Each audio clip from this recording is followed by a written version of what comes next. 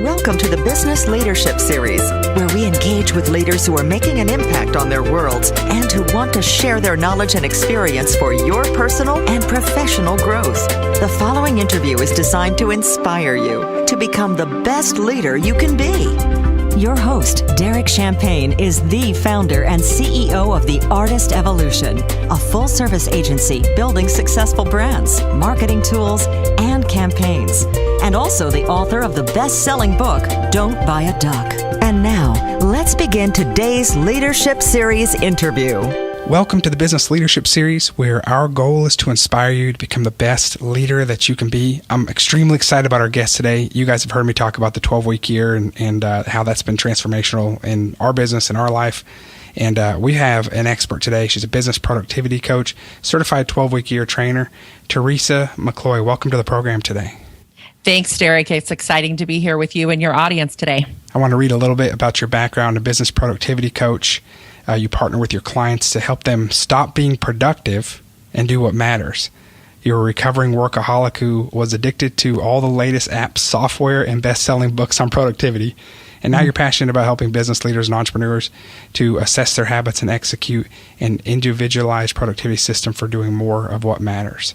So give me a little bit. I'm excited about talking about the productivity and do what matters, stopping being productive and do what matters. That's awesome, and you're going to have to explain that.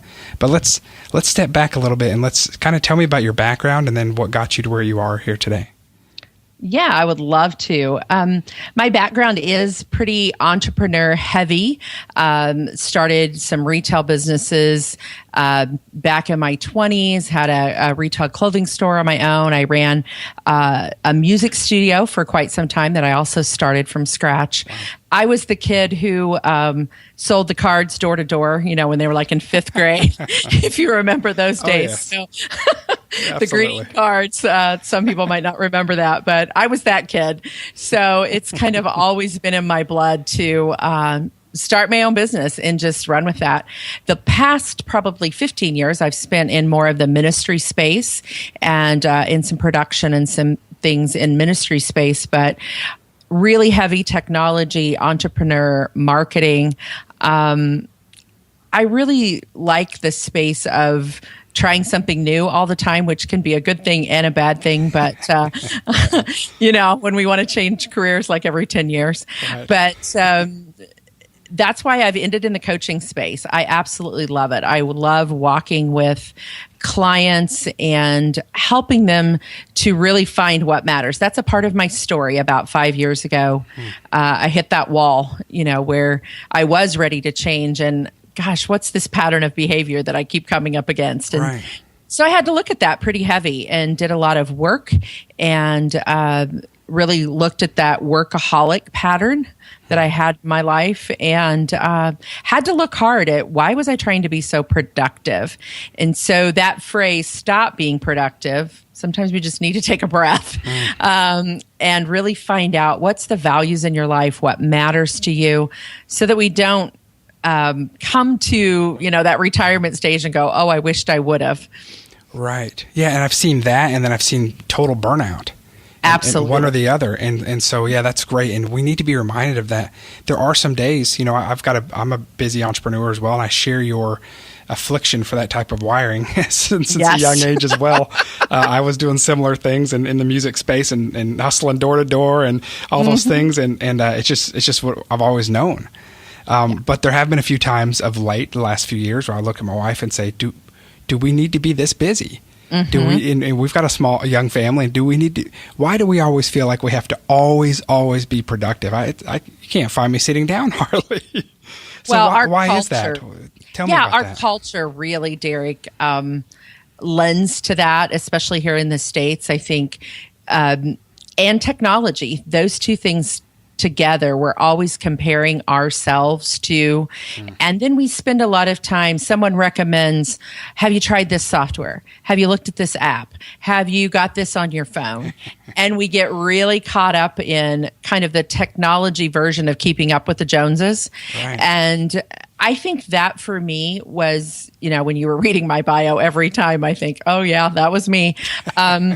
Yeah, it calls me out once again. And so it is a constant place of kind of recovery work, as I like to say, of really finding time to step away from some of those things sometimes and really help my clients find their work style. I think that's a key part of this whole productivity doesn't feel like productivity if it fits who we are. Yeah, and I want to get more into the solution to some of this, but can we stay for a few minutes? I want to talk more. You know, we've got a lot of people listening who they can relate, myself included, and those listening are always trying to find ways to, yes, be more efficient, but to be better balanced leaders too. So I think every one of us, including myself, are open to some solutions. But help me. What's the fine line? How do I know if I'm a workaholic? How do I know if I'm tipping the scales away from doing the things I need to do? And what's that balance? How do you know if you're out of balance? What are some things I need to identify? I think there's maybe 3 areas that you could look at, and they actually tie to maybe some of the next places we'll go. But I think when your brain just feels tired, that's a real sign. I think when your body, you're just feeling it in places in your body that, you know, the tightening of the shoulders, you're sitting down, you're stiff, you're sore, you're not waking up rested. And then when your emotions start to really get short, or when, you're snapping a little quicker, all of those types of things, when you really just can't shut off that hamster on the wheel. I think those are all signs in all 3 spaces that show, wow, we either need a day off or we really need to look really hard at when do we shut down and how do we shut down? How do we shut off the day and step away from it? For entrepreneurs, that is really a tough space, especially if you work from home. Yeah, it's really tough, and you know we're going through a big season of growth. I know you're talking about the 12-week year, so I'm excited about that because I will blame some of the growth for our focus. In fact, we've been used as a case study, and I haven't talked to you about this, but we've been used as a case study recently a lot when that 12-week year comes up. I've gone, man, these guys are focused, planting, harvesting, and then I said, yeah, but now we're trying to plant and harvest, and we're exhausted over here, and so we're in a harvest phase right now. And I'll tell you, and my wife and I both we're doing we're in that season of life where we're both bringing some of our work home with us too, because we're just onboarding new clients and getting them in our system. And so I know that's a systems and processes thing that we know it's a season and we're expanding around that. But how do you recognize if it's a season or if it's a pattern? Are there some important other things to recognize? I mean, we all have spurts where we've got to put in a little bit of extra work, but give me some other warning signs. Well, I think, if you go on vacation, maybe take a week or 2 off and you come back and you don't feel rested, you're right back into that same pattern of behavior. I think if you ask those around you, that's another real good tale is ask some people that are really close to you. And one of the things I talk about is accountability, or having, those accountability people in your life. And what are they saying? What are they reflecting back to you? If you've heard it more than once, then that's a pretty good sign that somebody, and not just from your spouse, right. I'm talking about people that work with you, that see you on a regular basis. I think anytime that someone pours that statement into you of, man, you may need a vacation, or, that type of thing, then you really have to listen to that. Okay, great. So that makes a good case for having to make a change if you're continuing to experience those things. So let's walk towards a solution. What are some ways to stop being productive and do what matters? Well, it really does come down to some deeper work. And so a lot of people don't really like to hear that, because then that means I do need to step back a little bit. I do need to get some accountability. I may need to do some assessments. I may need to use some tools to find out my work style and my work patterns. I may need a coach. I may need, as I said, accountability with that. And I may just need to put it into a system. You've talked about the 12-week year system. And sometimes systems and disciplines both, which the 12-week year has both of those things, can really help to give us some structure And structure a lot of times is really good for people. We really crave structure as humans. Yeah, well, here's one reason I was excited about having you on is, I'm one of those people that's taken part of the information. It's interesting you talk about all the best-selling books and the apps and the software. I'm like that too. I'm in the industry similar to you, where we've got to stay educated. We're consulting clients and we're out there. We've got to know what's going on, and we're always looking for an edge. And so the 12-week year was great, but I probably applied it partially. So I was excited to hear the rest of the context around it, because that wore me out some too. But you're so right about the structure. So keep going. Sorry, tell me some other things to look at for being productive. So from coaching, I get that, to have someone that sits with you. You talk also though about helping people discover their unique talents and values and life mission. Where does that play into all this?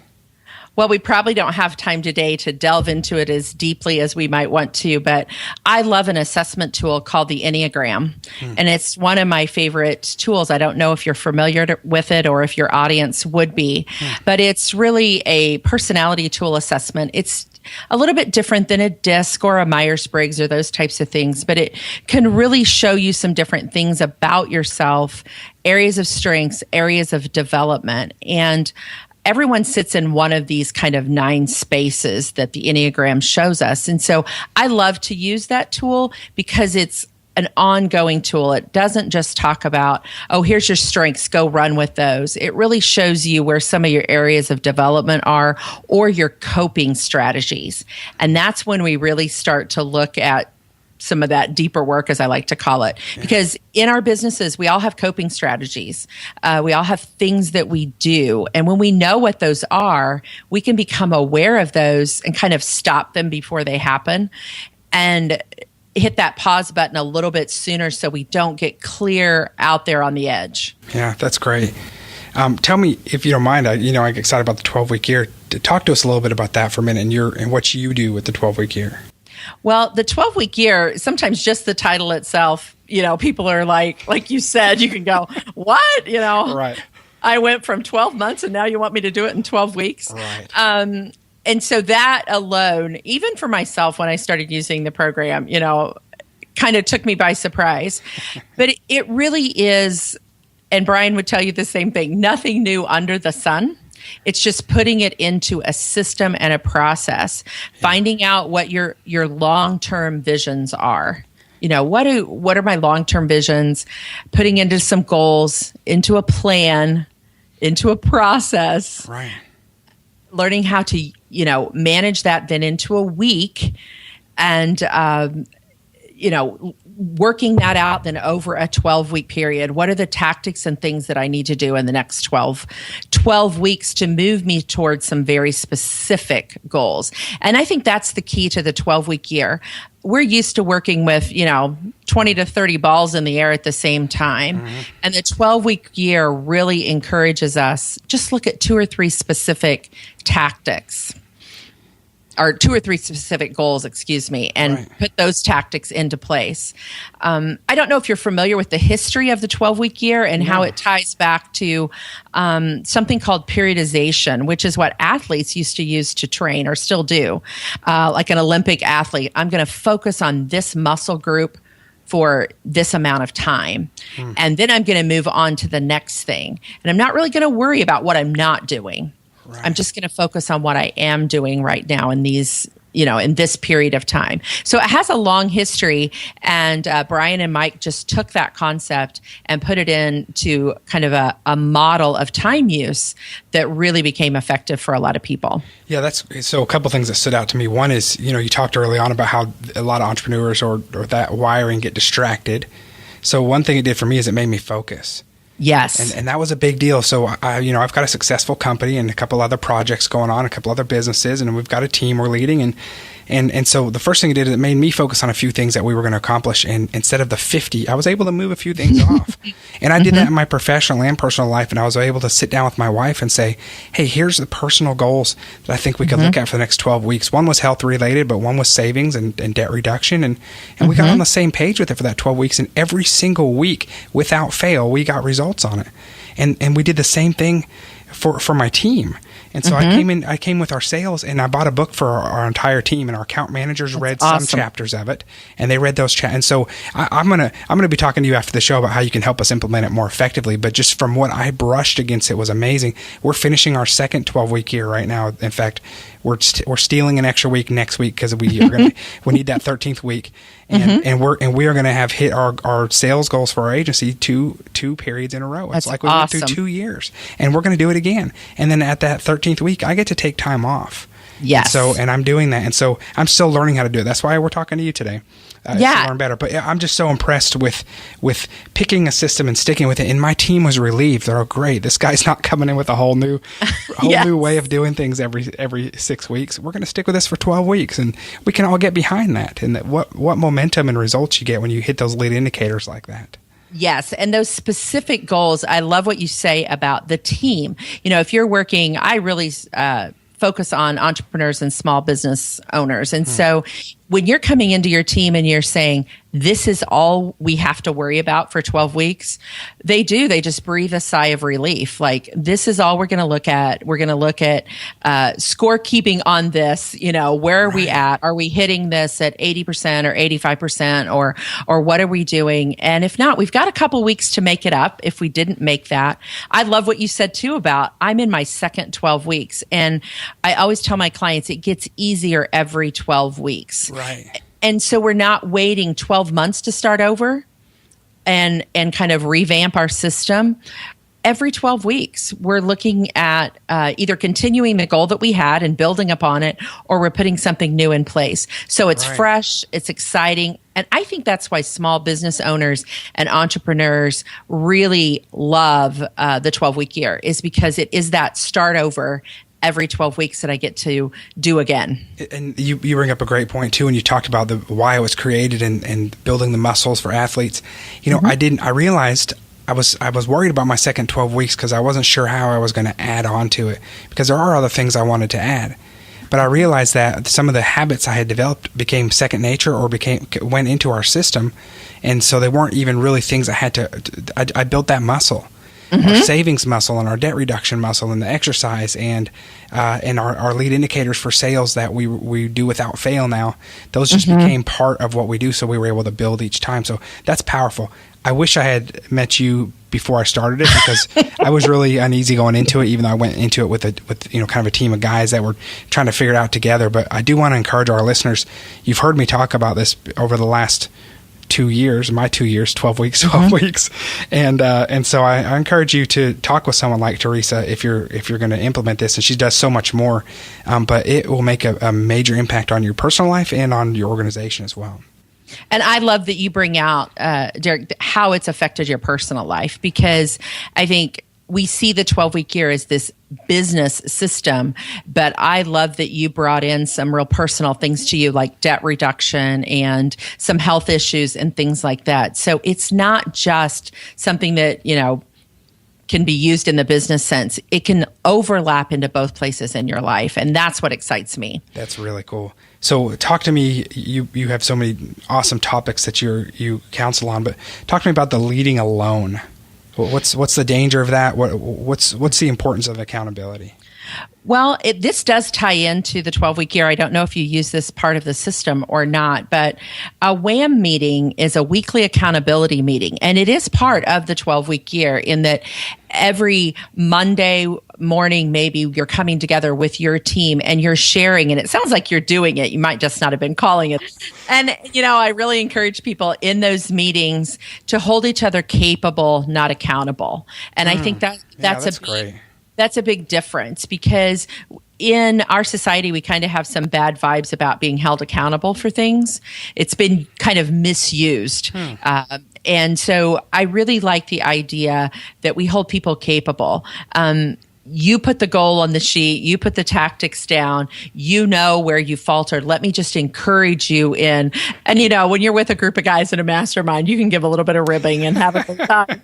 That's part of it. But you know that they're trying to help you grow. Absolutely. So, it comes from the right place.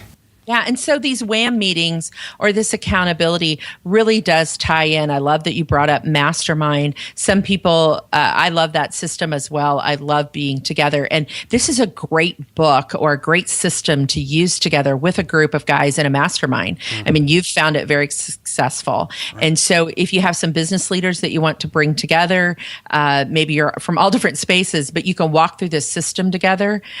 These WHAM meetings can be an awesome place of just not feeling like you're in it alone. Owning your own business, running your own team can be a very lonely place sometimes. So to have this system that you might be using together, even if you're not using the 12-week year, though, I really encourage leaders to have some place that they're being held capable on a regular basis. Is that something that you help clients with as well? Do you do accountability meetings with them, or do you guide them towards setting that up? I do. If part of my coaching services is walking someone through a complete 12-week year, and if we're doing it together with a group instead of a private client, then we are each other's, weekly accountability meeting or team together. So it's a great place. I also have a private Facebook group. It's called TMAC Tribe. And so that's another place that some people go and they just share within the Facebook group, here's what I'm working on, here's what didn't work for me. So that's a little bit larger community that I also offer as well. That's great.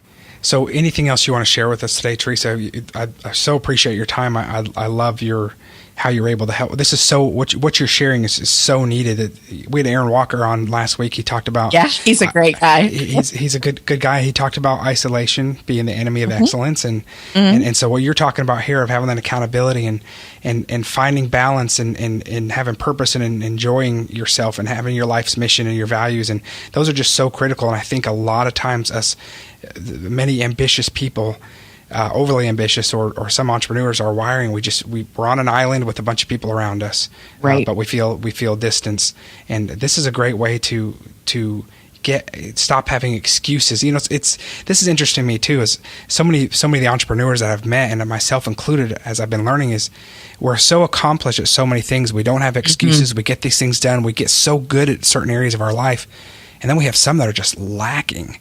Mm-hmm. And as much as we're the ones to peel off a Band-Aid and get things done, we hide them in our own lives sometimes. So right. This is, and we're just so guilty of it. So your message is so strong. Give us some parting thoughts about flipping from productivity and doing what matters and for our audience today. Well, I do think, the fear is always that if I step back and take off kind of what you were just talking about, the mask, what would I uncover? And what would I see about myself that I really don't like in a pattern of behavior or whatever? But once we do, it's like facing that fear. And once we do, and we see where those things are, it's just going to make us stronger as a leader. It's going to make us stronger for our team. It might be a little bit scary at first, but when we walk through it together with somebody, like a mastermind, like a weekly accountability meeting, whatever that is, a coach, a mentor, have some other people in your life that are walking with you. It can be exponential for your business to really face that fear and dive in. Yeah, that's great. Thank you. Teresa, tell us how you can be of service, the service that you offer. I'd love to. You can find me at teresamccloy.com, and that's TeresaMccloy.com. And then if you go /leadership, Derek, we'll have a special page there just for your audience with some free offers about the 12-week year, and have a little offer that's 5 things to stop doing in your workday. That's just a fun little thing that you can stop doing some of these things. And so that's teresamccloy.com /leadership. Teresa, thank you for that gift for our audience. We really appreciate that. No problem. A reminder to our audience is, if your brain feels tired, if your body's feeling tired, you're sore, you're stressed, you're taking vacations and it's coming back, and you're jumping right back into that feeling. You can't shut off the hamster wheel. You're short on emotions, or you're in isolation, any of those things. And if you're distracting your team, or if they're not getting focused with you, reach out to Teresa. Go to her website that she just shared. We'll have the show links to on our site, and go to that teresamccloy.com/leadership. Teresa, thank you again for being our guest. We truly enjoyed having you visit us so today. much. It's been a blast. You take care, and we look forward to watching the next things that you're going to do. Thank you, Derek. You've been listening to the Business Leadership Series, where we engage with leaders who are making an impact on their worlds and who want to share their knowledge and experience for your personal and professional growth. This interview was designed to inspire you to become the best leader you can be.